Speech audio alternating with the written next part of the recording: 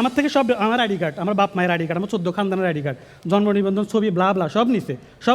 আমার কাছে আমার ডেথ সার্টিফিকেটও চাইছে। ওটা আমি দিতে পারিনি। ভাই কথায় বাসা ভাড়া বাড়াই দেয়, কথায় ডলারের দাম বাড়ছে, 2000 টাকা বাসা ভাড়া বেশি। ডিমের দাম বাড়ছে, বাসা ভাড়া 2000 টাকা বেশি। সাইফুলের বিয়ে হচ্ছে না, 2000 টাকা বাসা ভাড়া বেশি। আমি বলছি কি কথায় বাসা ভাড়া বাড়াই দেন, আমি মানি না। বলছে বাড়ানো লাগলে বাসা ছেড়ে দেন। এরকম করে আমার 8 মাসের জমা পড়ছে বাসা ভাড়া, 8 মাসের জমা, টাকা দিতে পারি না। আসছে রিয়াজ 8 মাসের বাসা ভাড়া দাও। বলছে আঙ্কেল টাকা নাই। বলছে তুমি অন্ততপক্ষে 6 মাসের দাও। আমি বলছি টাকা নাই তো। বলছে আমি 15 দিন পরে আসতেছি, তুমি অন্ততপক্ষে 6 মাসের বাসা ভাড়া দাও। 15 দিন পরে আসছে, বলছে 6 মাসের ভাড়া দাও, টাকা নেই। বলছে আমি 15 দিন পরে আবার আসতেছি, অন্ততপক্ষে 4 মাসের ভাড়াটা দাও, আমার তো টাকা লাগে, 4 মাসের ভাড়া দাও। আমি বলছি আচ্ছা ঠিক আছে আসেন। 15 দিন পরে আবার আসছে, বলছে 4 মাসের ভাড়া দাও, বলছে টাকা নেই।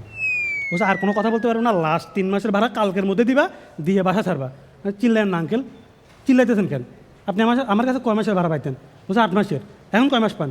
3 মাসের। আস্তে আস্তে শোধ করতেছি তো।